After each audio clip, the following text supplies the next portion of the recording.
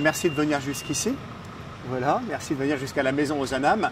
Nous sommes implantés dans un nouveau quartier, la Clichy-Batignolles, que je peux vous présenter. Et puis je vous présenterai la chapelle du bienheureux Frédéric Ozanam et la maison qui l'accueille. Le quartier dans lequel nous sommes implantés, c'est l'ancienne gare de marchandises des Batignolles, sur laquelle est édifiée la ZAC Clichy-Cardinet. C'est un programme qui a commencé il y a 6 ou 7 ans maintenant, qui se terminera dans de nombreuses années, puisqu'on attend le prolongement de la ligne 14 jusqu'à Pont-Cardinet pour 2019. Et donc c'est toute une nouvelle vie qui va se développer là et qui sera accueillie bien évidemment par le quartier déjà existant.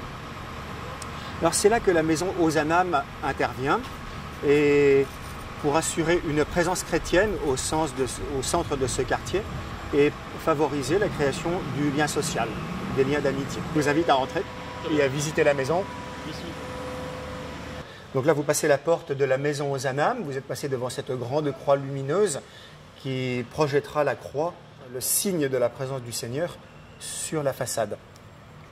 Vous entrez dans cette maison, c'est le hall d'accueil, l'espace de la bienheureuse Rosalie Rendu, et l'architecte a voulu que ce soit le cœur de la maison, en ce sens que c'est le lieu où on est accueilli, et nous pouvons rentrer dans la chapelle du bienheureux Frédéric Ozanam à gauche, monter dans les lieux d'accueil, de réception, de conversation, ou avancer un peu plus avant dans la maison, dans les lieux d'activité pour les enfants. Donc nous sommes sur le seuil de la chapelle du bienheureux Frédéric Ozanam.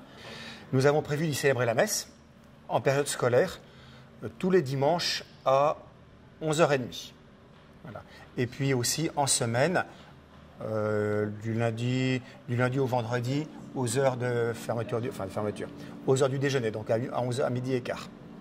L'axe, on suit les perspectives voulues par l'architecte, et quand nous arrivons ici, voilà, le baptistère sur notre gauche, et nous arrivons dans l'axe de l'autel et de la croix. Pour l'instant, vous le voyez, elle se détache sur le fond d'une résidence pour personnes âgées. Des voilages viendront donner une certaine intimité, bien évidemment, à ce lieu. Laudato si, Signore, la création nous a beaucoup inspirés. Venant du parc Martin Luther King et de tous ces paysages, nous avons voulu raconter l'histoire sainte sur la façade, et que peu à peu, la personne qui vient à la maison Ozanam rentre jusque dans le sanctuaire qui manifeste la gloire de Dieu et l'amour de Jésus. Nous avons voulu des matériaux qui soient beaux, et donc nous avons fait un autel en pierre du Poitou, un autel massif, un ambon, voilà, doré à la feuille d'or. Le bois, c'est un chêne massif, clair, dont nous retrouvons les teintes dans toute la maison pour qu'il y ait une réelle harmonie des matériaux depuis la chapelle jusqu'au fond de la maison. Vous avez cette grande croix qui se détache sur le fond, qui manifeste vraiment le don de Jésus, et nous avons vraiment voulu que la gloire de Dieu se donne là, dans l'humilité de la charité, de l'amour donné et partagé. L'évangile est donné ici, la charité est vécue ici, voilà, dans l'Eucharistie, dans la louange de Dieu, et elle grandit et elle s'épanche, si je peux dire, dans toutes les zones d'activité de la maison et puis dans le quartier. C'est plus que 2 axes, c'est vraiment une respiration à partir du cœur qui est Jésus, qui est le don de Dieu, qui est le don du Saint-Esprit, qui est le don de l'amour et de l'Eucharistie. Et c'est une respiration qui part d'ici et qui rejoint l'extérieur et qui revient se recueillir ici.